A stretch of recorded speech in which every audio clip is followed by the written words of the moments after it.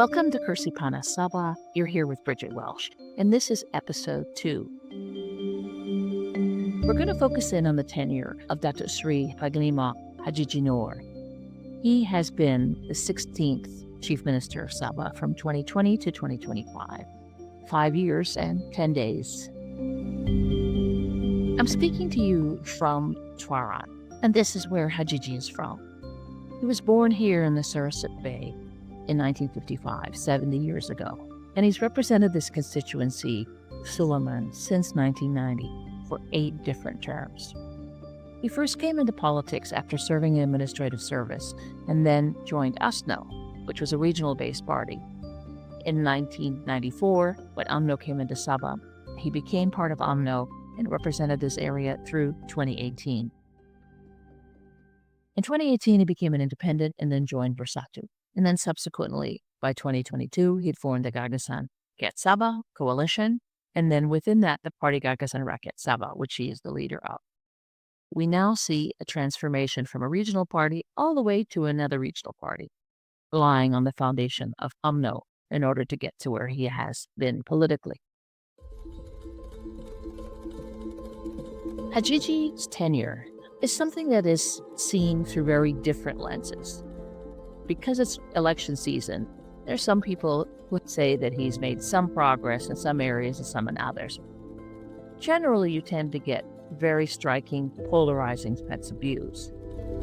What I'm going to try to do in this episode is unpack the different dimensions of his tenure. Hajiji's style has been very low-key. He's focused it around his government, his team. His pictures are less prominent than perhaps others in the way that he is portraying his particular tenure. Hajiji inherited perhaps one of the most challenging times for any politician, which is during the COVID pandemic. Keep in mind, he came into office when Sabah was devastated by the pandemic after the 2020 state elections. Sabah's GDP has not reached the levels of 2019. From a purely numerical perspective, there hasn't been a full recovery, but there has been significant growth and progress. The average growth of the 5 years is around 2.2%. Last year's growth was a quite impressive 4.5%. There have also been increases in investment, particularly in the energy and manufacturing sector. Sabah has actually topped manufacturing investment across Malaysia in a number of years. There has been increasing numbers of tourists, particularly going to Semporna, but in other parts of beautiful Sabah, which I highly recommend everyone should visit because it's just a really magical place. There have been these underlying economic policy initiatives, such as the energy plan or the Blue Economy Initiative, which have been really important to build credibility in Sabah's economy as a place for investment and a place for economic growth. But there have been challenges, and these challenges are not unique to Sabah. They can be in some ways more acute, and that has to do with job creation because of Sabah's young population. Many of the sectors, including mining, for example, do not have the same spillover in terms of jobs. There's also the question about sustainability. In many of the areas of growth, one can ask whether or not these areas are going to continue to expand. One of the challenges Sabah has faced historically is that it's relied heavily on its resources, originally in the forests, and now relies on the palm oil economy. The questions of sustainability continue to resound for Sabah. Sabah has a high concentration of poverty, and the distribution question is very paramount. What's unique, however, is that despite growth, and I would say Hajiji's sound management of the economy, there is a perception that there is a gap.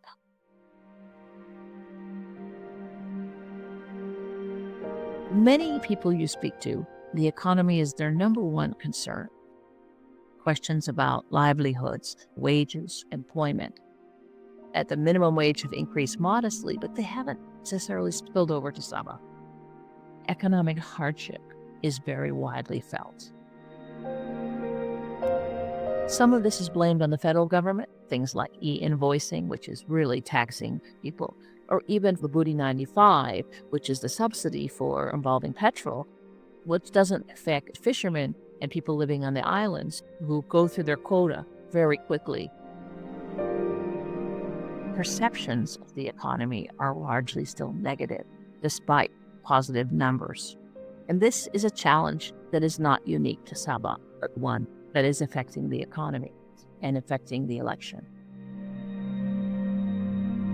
Hajiji's tenure has been a team effort, and there have been initiatives that the economy has focused on. These include infrastructural projects, such as the Togobon 2 water treatment plant at Papar, the Ulupatas Dam in Tenom, the expansion of the KKIP Industrial Park, as well as the Sabah Blue Economy Industrial Park, emphasizing formerly industry around KK, and then the Blue Economy Industrial Park, focusing on fisheries, aquaculture, and marine industries.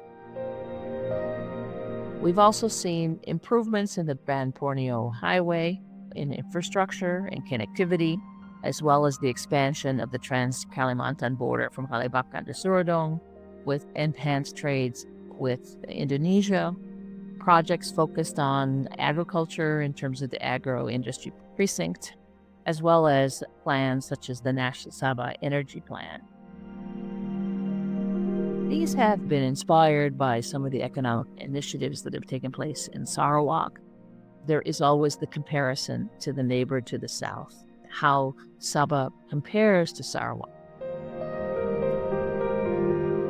Hajiji's government has also focused on social policy.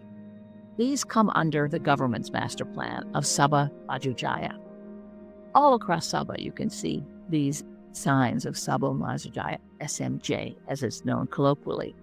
He's introduced a series of initiatives that promote inclusive governance, but also some populist and targeted initiatives. The inclusive initiatives include a new personal accident insurance that involves for disabilities, even a death benefit for Sabah residents. There's been the KASI, or the Syukur 2025 initiative for poor families receiving 300 ringgit. There's been some complaints about implementation of that from voters, but there has been a state initiative that I think has been well received by many of those who are most vulnerable. We've also seen increased programs towards building youth initiatives, promoting scholarships, and targeting youth. Sabah is a very young population, with a third of the electorate as being young. The Sabah SMJ initiative has been seen as moving Sabah forward. But here too, we have a perception gap between expectations, promises, and delivery on those promises.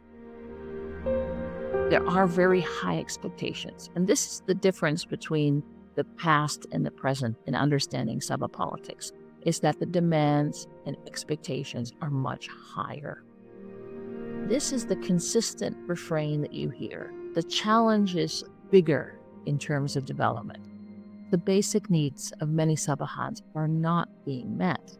Problems of electricity, water, and roads are a common refrain almost everywhere you go in Sabah. While there's been focusing on building the Trans-Borneo project, the people are focusing on the fact that the roads still are not being maintained well. Even when they are being built, there are shortcomings in terms of road delivery. But that said, having been in Sabah many times, I want to acknowledge that there have been very important improvements in the interior areas where the roads did not exist that now do exist, such as the roads in Tulid, for example, on the way to Tongbuk. You also see improvements in terms of Wi-Fi coverage across Sabah. There's still big gaps, such as that in the north and places like Bangkok and Pitas. But there are improvements in terms of access to connectivity compared to before. Compared to where it was even a few years ago, one has to recognize and acknowledge positive progress. Another area and initiative of the Hajiji government has been into improving housing. We can see across Sabah the new SMJ houses, very modest. There's been some grousing about construction problems and the questions about who the contractors were.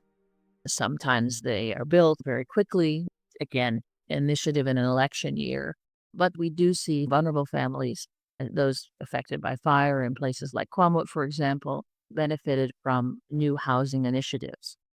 But the gap, again, in terms of basic needs is quite significant. And this is something the Hajiji government wrestles with. Much of that still continues to be blamed on the federal government in the sense that Sabah has been neglected and marginalized in terms of the development trajectory. There is no question that there is substance to this perception.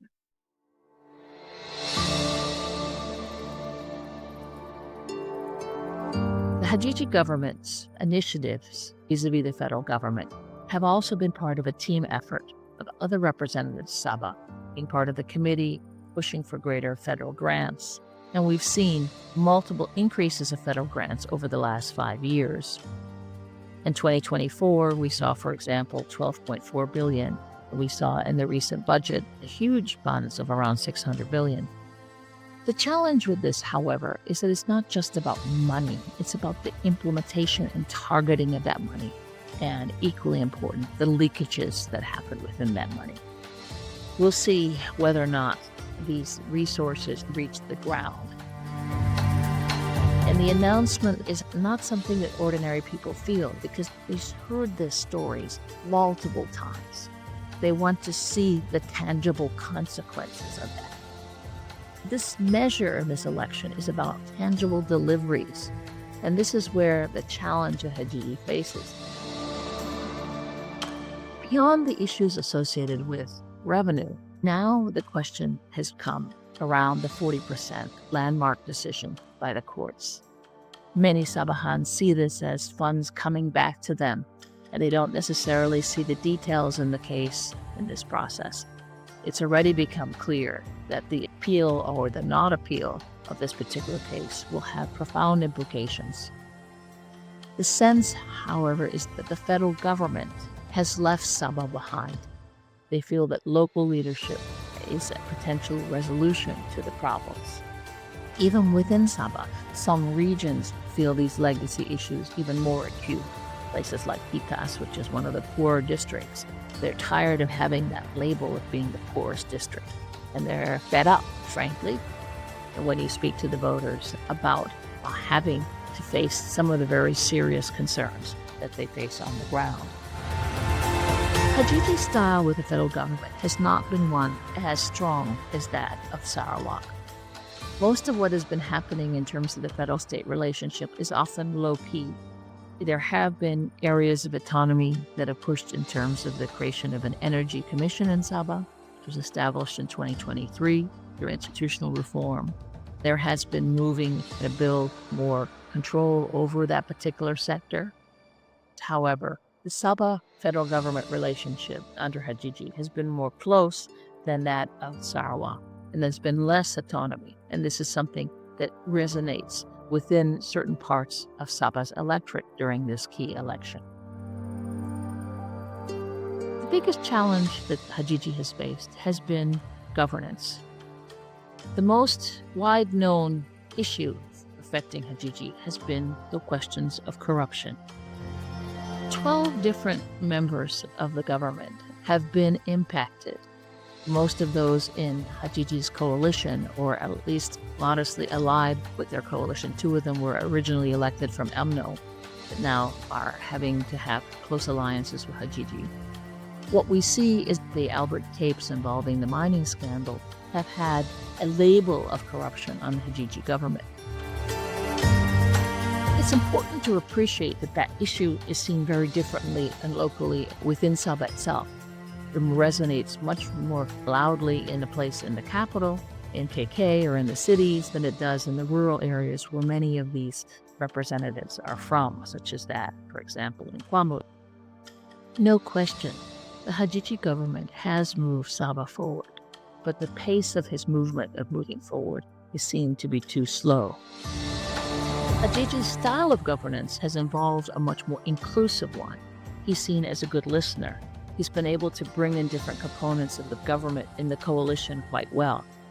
However, when people are asked what is Hajiji's vision, they'll say these SMJ, but they don't necessarily have clarity of where he's taking Sabah for the future. These issues are part of what we see in Hajiji's tenure. What's being tested, however, as this election moves forward is his political legacy. Perhaps the most important element of his political legacy is that he's brought about political stability. His low-key, listening style has been able to bring the different component parties together. And Sabah had 5 years of stability. Not to say that there weren't challenges such as the Langkah Kinabalu move and others. Many Sabahans are wanting things to stay steady. This is one of the reasons that underscores some of the support for Hajiji in terms of the electoral process. He's also been able to capitalize on the anti-federal sentiment, even though he's had a close relationship with the federal government working in tandem and comes from UMNO. Now he basically has been able to project his party and coalition as being more local. His party, PGRS, and its partnership with PBS, which has traditionally been a very important party in Sabah and representing the KDM communities, these two parties together as part of GRS are in a strong position going into this election. PGRS and PBS have among some of the most safe seats, especially PGRS, Hajiji's party, people like Masidi Manjun, his own seat, people such as Masyong in Kwamut. We're going to see how this is going to be tested. Many people don't really think about it as Hajiji or Hajiji's government. They think about their respective candidate and their representative. But in the urban areas, the test of Hajiji is quite strong. There's been progress, but there's also been big gaps in perceptions of the economy, challenges about the pace of delivery, and very serious challenges about governance. These corruption charges have only targeted among some individuals. It's important to note that Hajiji himself has not been implemented by this. It's mostly people in his political coalition. But the questions remain. And these questions are those being considered by many voters as they look carefully at this important progress that Hajiji has made in Sabah. But at the same time, meeting these aspirations, addressing these deficit gaps, would be a challenge for anyone. Coming in from a time of crisis, he leaves Sabah serving as the 16th Chief Minister, much stronger than it was, but still with considerable aspirations for Sabah ahead.